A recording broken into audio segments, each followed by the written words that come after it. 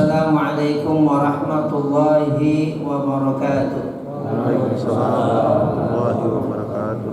Alhamdulillahi rabbil alamin. Wassalatu wassalamu ala sayyidina Muhammadin wa ala alihi wa sahbihi ajma'in, amma ba'd. Yang saya hormati Ketua DKM Masjid Al-Jadid Al-Ustaz Syahabuddin, yang saya hormati segenap pengurus DKM Masjid Jami Al-Jadid, para orang tua, para sesepuh, para tokoh masyarakat di Masjid Al-Jadid, segenap jamaah, bapak-bapak dan ibu-ibu, mudah-mudahan kita semua pada malam hari ini dan seterusnya senantiasa dilimpah curahkan nikmat rahmat keberkahan oleh Allah Subhanahu wa taala. Dan mudah-mudahan ibadah kita termasuk sholat maghrib berjamaah tadi diterima sebagai amal soleh oleh Allah Subhanahu wa taala. Terlebih dahulu taklim ini kita buka dengan Ummul Quran suratul Fatihah. Ala hadhihi niyyah wa ala kulli niyatin salihah wa ala hadrati sayyidina Muhammadin Mustafa Rasulullah sallallahu alaihi wasallam. Al-Fatihah. A'udzu billahi minasy syaithanir rajim. Bismillahirrahmanirrahim. Alhamdulillahi rabbil alamin. Ar-Rahmanir Rahim. Maliki yaumiddin. Iyyaka na'budu wa iyyaka nasta'in. Ihdinas siratal mustaqim. Siratal ladzina an'amta 'alaihim ghairil maghdubi 'alaihim waladdallin. Amin. Baiklah, kita akan lanjutkan kembali lanjutan kajian tafsir surah Yasin yang memang kita pilih. Mudah-mudahan kita bisa menghayati isi Al-Quran dan dapat mengamalkannya dalam kehidupan sehari-hari. Baik, kita lanjut pada ayat 33 di dalam surah Yasin. A'udzu billahi minasy syaithanir rajim. Bismillahirrahmanirrahim. Wa ayatul lahumul ardul maitatu ahyainaha wa akhrajna minha habban faminhu ya'kulun. Kita baca dulu tafsir Ibnu Katsir.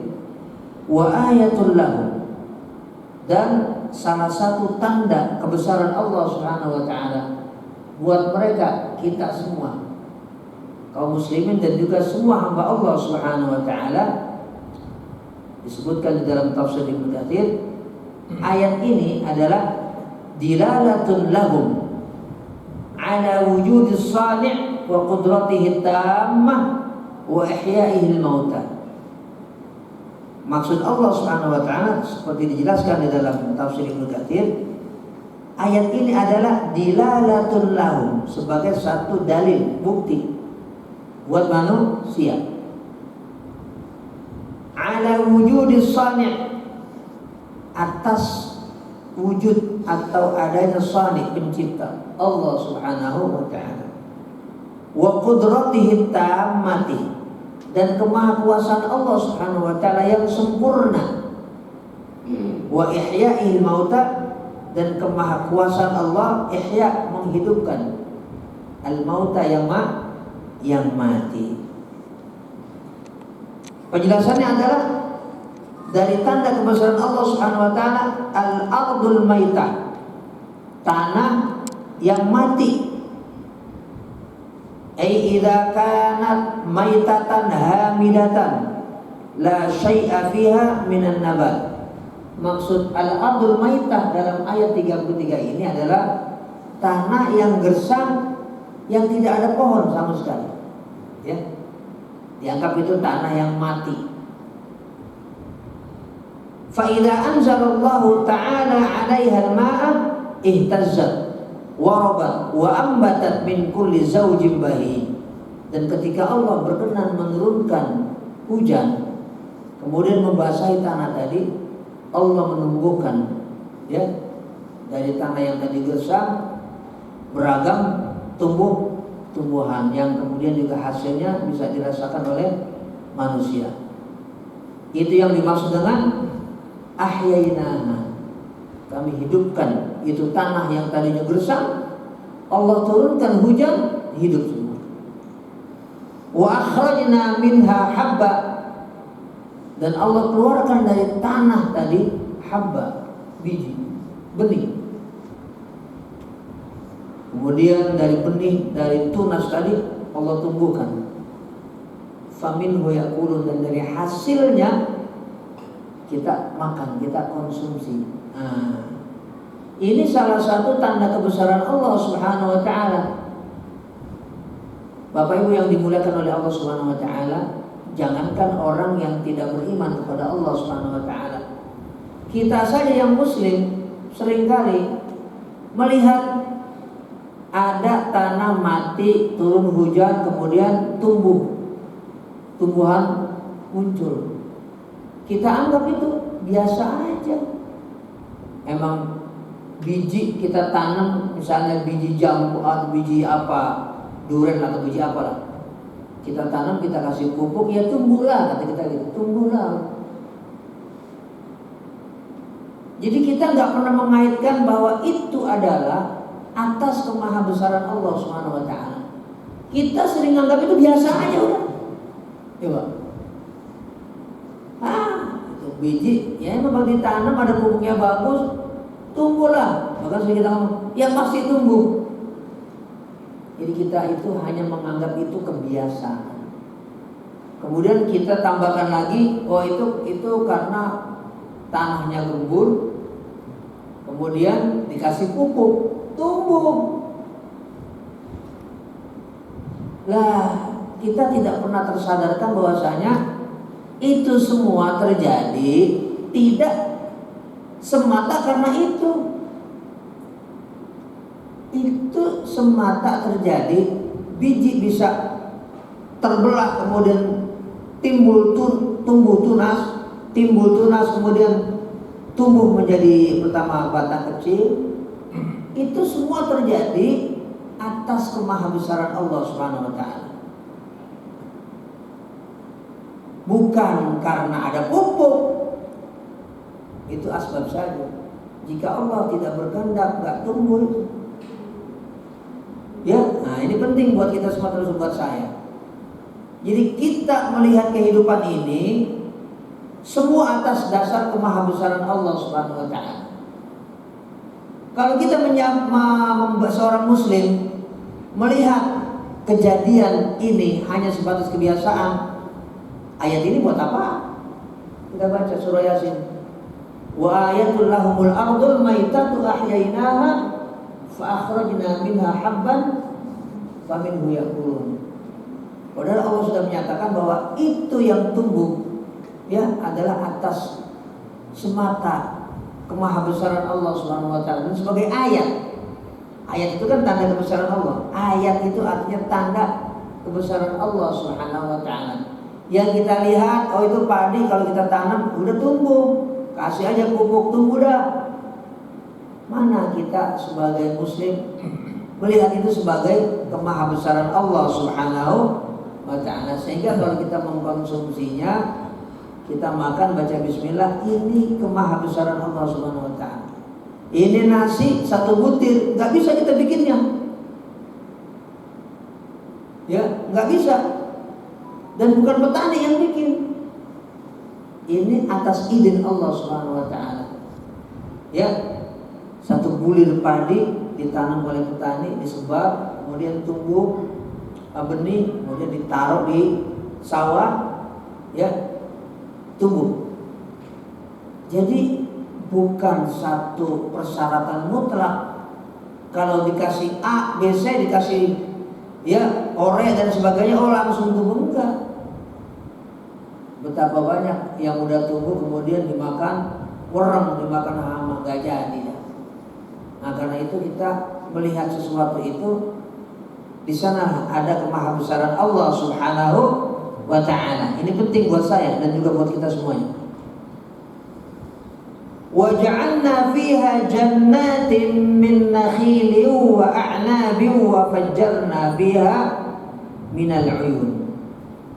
Wa ja'alna, dan kami telah menjadikan fiha, di bumi itu, jannat, terhampar kebun-kebun. Karena itu surga itu disebut jannah, karena di dalamnya memang Allah izinkan, Allah takdirkan banyak kebun-kebun. Cuma bedanya kebun dunia sama kebun di akhirat, kalau di dunia kita nanam dulu, nyari dulu. Kalau kemudian di akhirat kita tinggal ngomong. Semuanya kun fayakun Allah Subhanahu wa ta'ala. Kita pengen ada langsung. Bahkan bisa nggak usah kita ambil, langsung sampai ke mulut. Ya.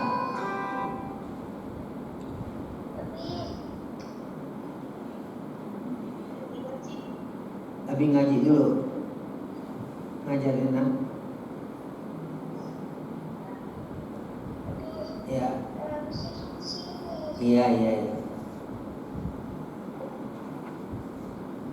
Waja'alna, dan kami telah menjadikan fiha, di bumi ini, jannat, kebun-kebun, ya, min nakhil, berupa kurma. Nakhlah itu kurma, ya, nakhil itu kurma. Ini kok kurma, kenapa nggak jengkol aja disebut? Kan gitu, kita mungkin sering ngomong gitu. Quran sering menyebutkan nakhlah. Ya, nakhil artinya kurma, karena memang kurma itu semua ahli tumbuh-tumbuhan mengatakan bahwasanya kurma itu memang tumbuhan yang khusus, yang spesial. Bukan cuma kata Quran, kata Allah, tapi juga sesuai riset. Bagaimana kurma itu luar biasa buat kesehatan manusia. Semua atas kehendak Allah Subhanahu wa ta'ala. Kita kalau pengen sehat, pagi makan kurma, sarapannya 7 butir. Untuk menghindari ya racun dan lain sebagainya. Kan itu ada hadis dari Rasulullah sallallahu alaihi wasallam tentang kesunahan mengkonsumsi 7 butir kurma, khususnya kurma ajwa. Ya, khususnya kurma ajwa. Tidak kurma ajwa juga termasuk sunnah dan mendapatkan keberkahan dari Allah Subhanahu wa ta'ala. Karena dia kalau dikonsumsi gulanya enggak seperti kalau kita makan yang manis yang lain. Nah, jadi langsung habis di dalam tubuh. Dan itu sudah melalui riset dari para ahli biologi, ahli tumbuhan tentang nakhil.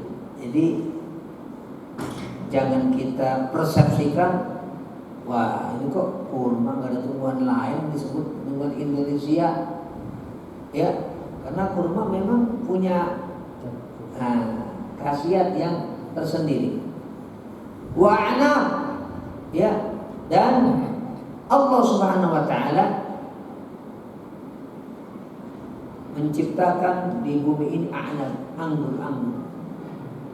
Kita baca di Quran, salah satu yang dikonsumsi ahli surga adalah wa'inabau wa qarba. Inab, kurma. Itu nanti Allah sediakan lagi di surga. Nah, ini a'nab, ya, anggur. Tapi anggur surga spesial lagi. Lebih lagi. Anggur dunia juga ya ada yang super. Tapi kalau difermentasi ya yang tidak sesuai syariat ya haram. Ya, sebagai minuman. Kenapa itu? Memabukkan. Ya. Wa fajjarna fiha minal uyun, dan Allah, dan kami pancarkan, Allah memancarkan dari tanah tadi itu minal uyun, adanya uyun, mata air sehingga kita bisa mengambil air dan bisa menjadikannya untuk konsumsi wudu dan lain-lain sebagainya. Semuanya itu atas kehendak Allah Subhanahu wa ta'ala. Ai ja'alna fiha anharan sarihah fi amkinatin yahtajuna ilaiha. Allah jadikan itu mata air, termasuk dalamnya sungai-sungai yang tersebar di tempat-tempat yang dibutuhkan oleh manusia. Jadi semuanya itu tanpa kita atau sering kali tidak kita sadari, keberadaan air di muka bumi itu semata atas kehendak Allah Subhanahu wa ta'ala. Kita termasuk anomali di Indonesia ini. negara tropis, banyak tumbuh-tumbuhan, pegunungan, tapi kalau musim panas kekurangan air. Kita nih, yang Indonesia, jerit kita, cepat minta hujan. Sholat istisqa. Boleh jadi mungkin kita kurang bersyukur kepada Allah Subhanahu wa ta'ala, sehingga nikmat air itu bisa dicabut. Yang harusnya secara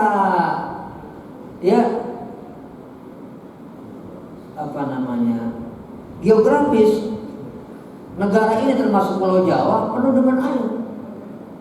Nah, cuman kita mungkin kurang bersyukur, sehingga kalau musim panas kita kekurangan air di banyak tempat, termasuk daerah Jawa Barat seperti Subang, termasuk Jawa Tengah, termasuk Jawa Timur. Itu banyak yang jerit kalau udah masuk musim panas.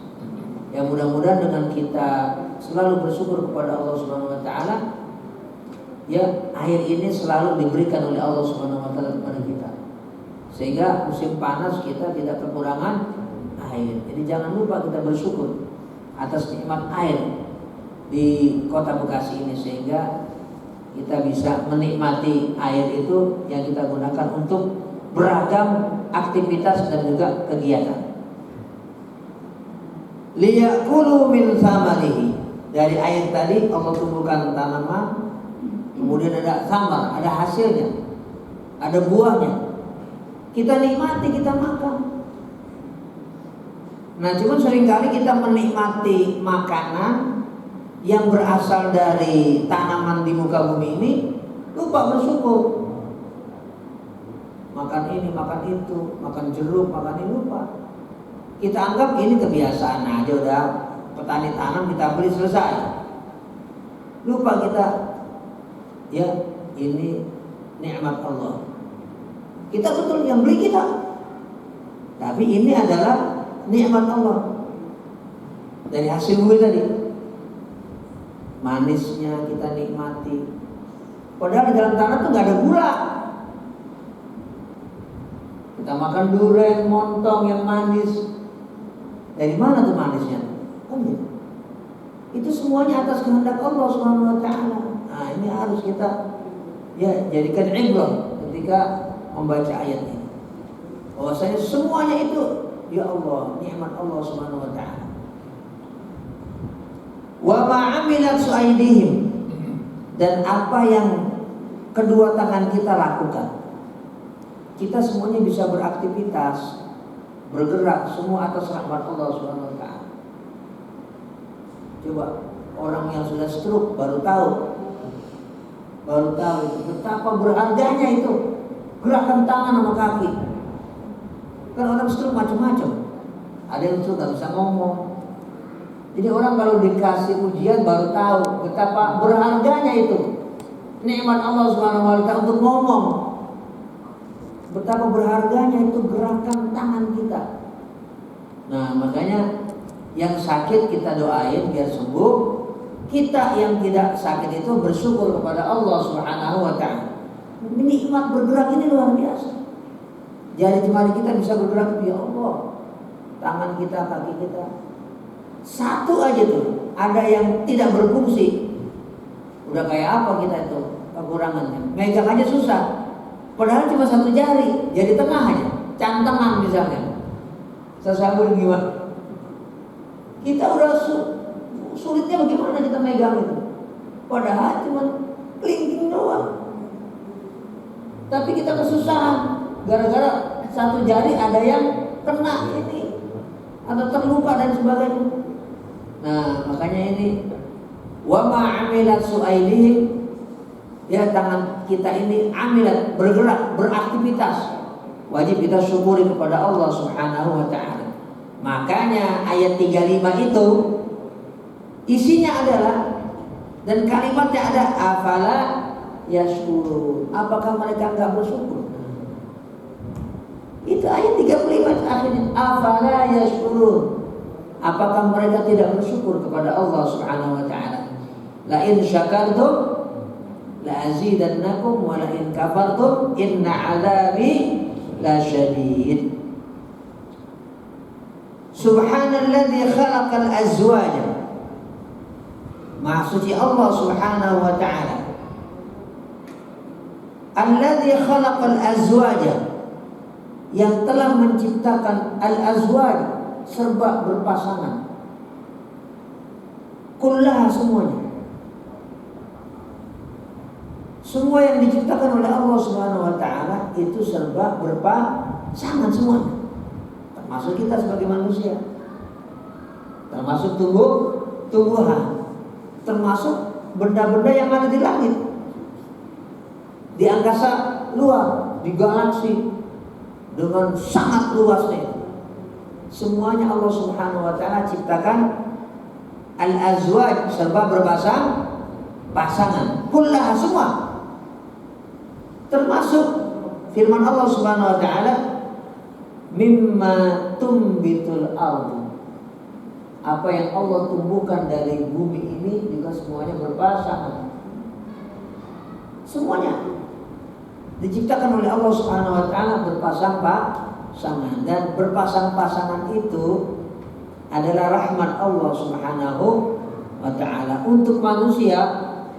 Berpasang-pasangannya kudu nikah dulu, jangan kumpul apa kayak namanya itu, ya wajib nikah. Kalau binatang ya silakan ya. Nah, tapi kalau manusia, ajaran Islam itu sudah punya panduan, ya, wajib nikah, tidak boleh ada perzinahan, diharamkan oleh Allah Subhanahu wa ta'ala. Wa min anfusihim. Nah, diri manusia juga Allah ciptakan apa? Pasangan. Dan ada lagi, ternyata masih banyak yang ada di jagat raya ini. Wa mimma la ya'lamun, dan dari sesuatu yang mereka tidak tahu, tapi ternyata oleh Allah ciptakan berpasang-pasangan. Dan betapa banyak yang kita tidak tahu yang diciptakan oleh Allah Subhanahu wa ta'ala. Jadi kita harus tawadhu namanya, harus berendah hati.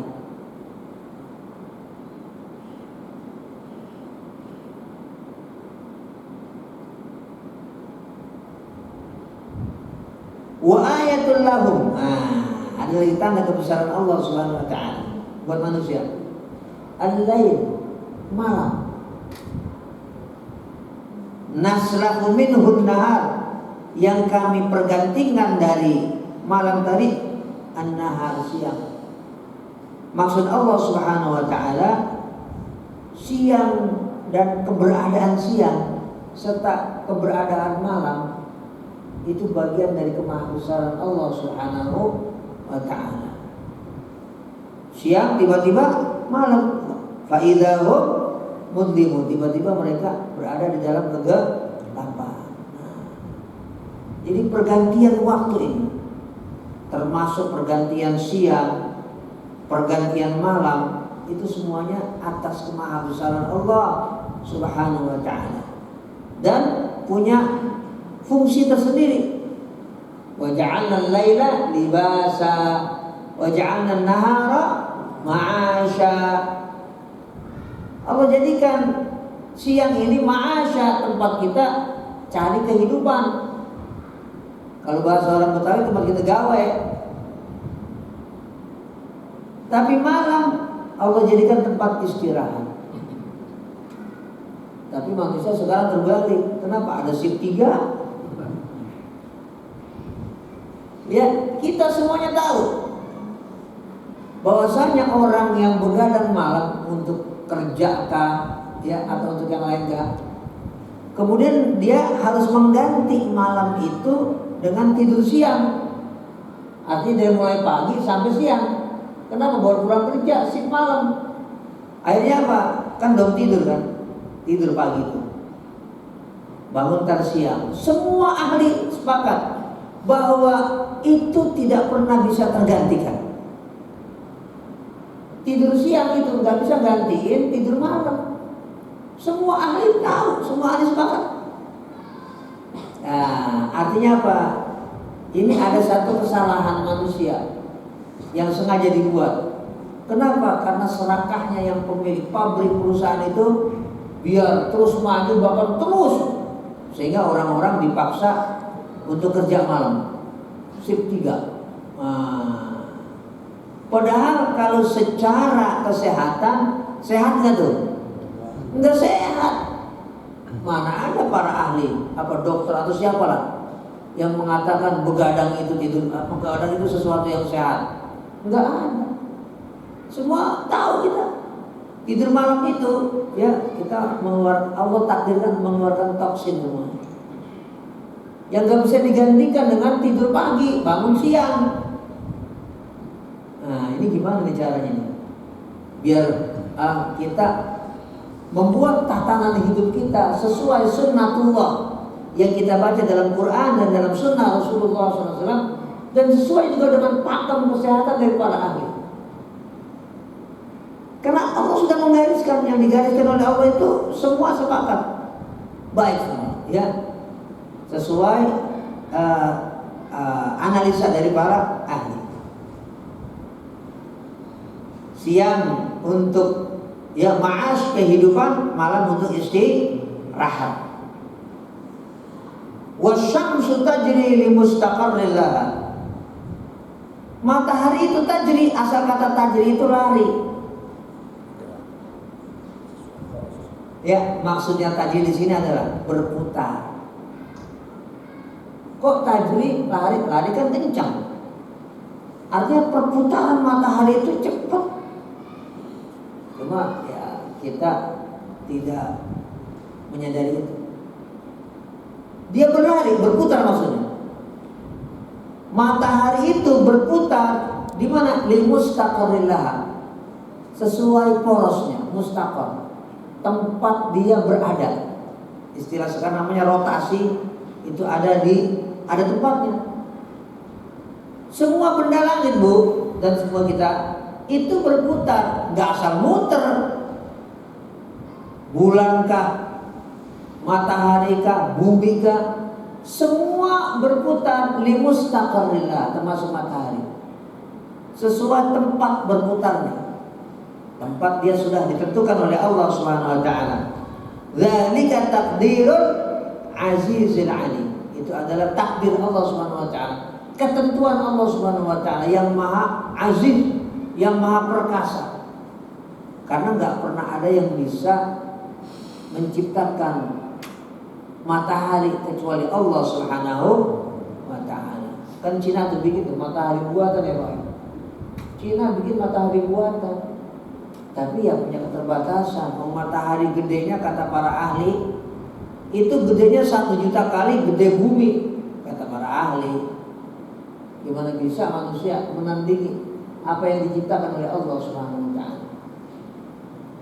Karena itu ya kita harus merasa diri kita bukan apa-apa dan bukan siapa-siapa di hadapan Allah Subhanahu wa taala. Wal qamara qaddarnahu manazil hatta 'ada kal 'urjunil qadim.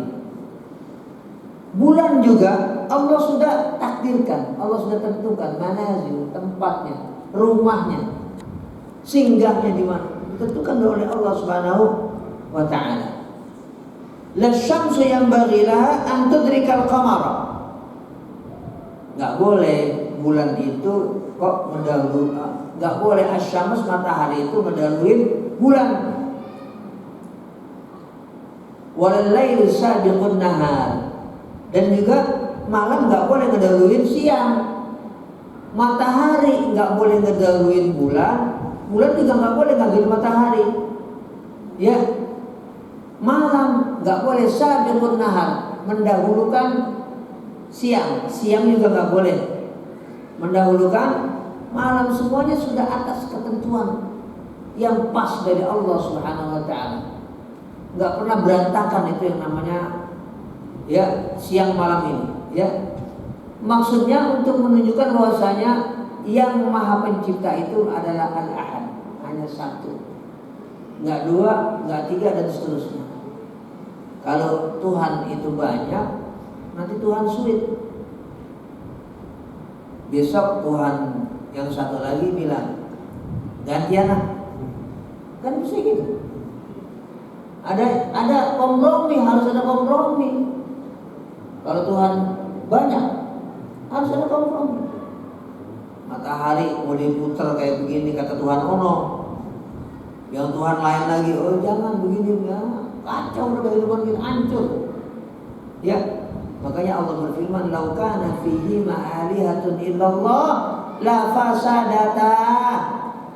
Kalau antara langit dan bumi ini alihah banyak Tuhan, pasti langit dan bumi udah hancur. Kenapa? Ya, masing-masing punya keinginan tersendiri. Ternyata kehidupan ini semuanya berjalan sesuai. Ini menunjukkan apa? Keesaan Allah Subhanahu wa ta'ala. Nah, termasuk perputaran langit dan bumi, perputaran siang dan malam, matahari dan bulan. Wa kullun fi falaki yasbahun. Semuanya fi falak, di dalam rotasinya yasbahun, mereka beredar. Karena semesta raya ini banyak mengandung oksigen, ya, termasuk air di dalamnya, maka Quran itu membahasakan semua berputar itu yasbahun. Kata yasbahun itu awalnya punya makna berenang. Berenang. Jadi bahasa Arabnya sabaha yasbahu. Bahasa Arab berenang itu apa?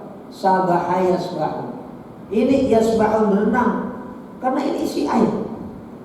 Ya, dibuka isinya nih, di semesta raya banyak mengandung air. Badan kita kan kita semua tahu, ya, 2/3 isinya apa?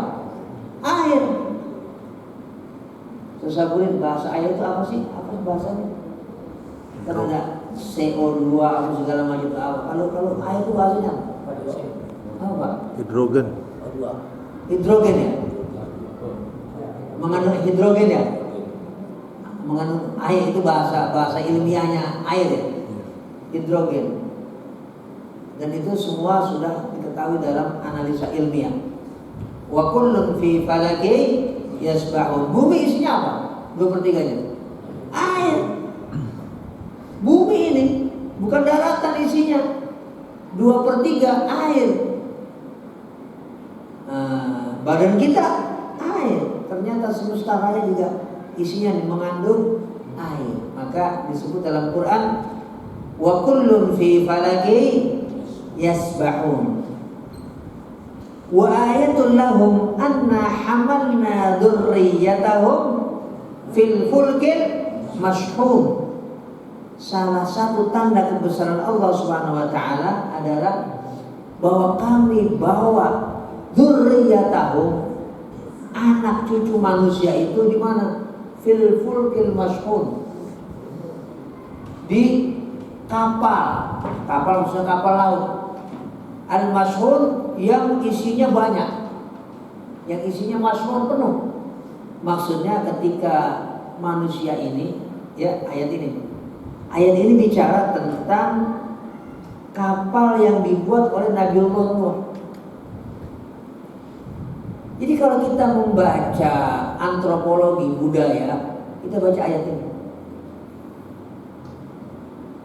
Bahwa dan secara sosiologi semua ilmuwan sepakat bahwa asal usul manusia secara umum itu berasal dari Nabi Nuh alaihissalam.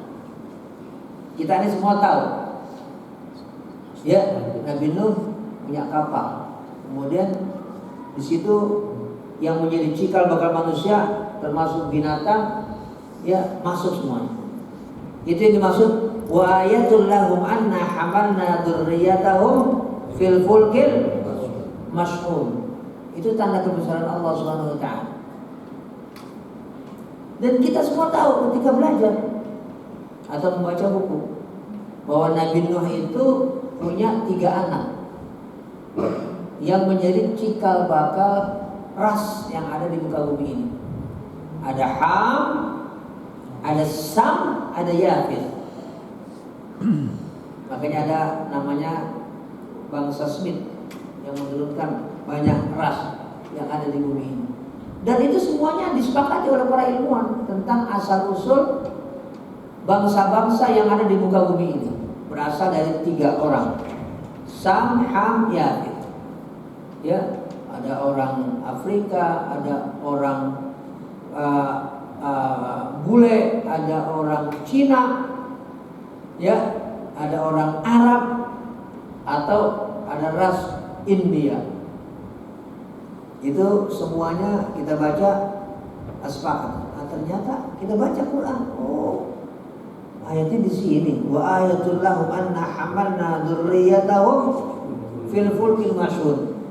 Dzurriyyah artinya keturunan manusia. Ternyata tadinya, Bu, itu naik kapal fulk. Al-fulk itu as-safinah. Al-fulku artinya apa?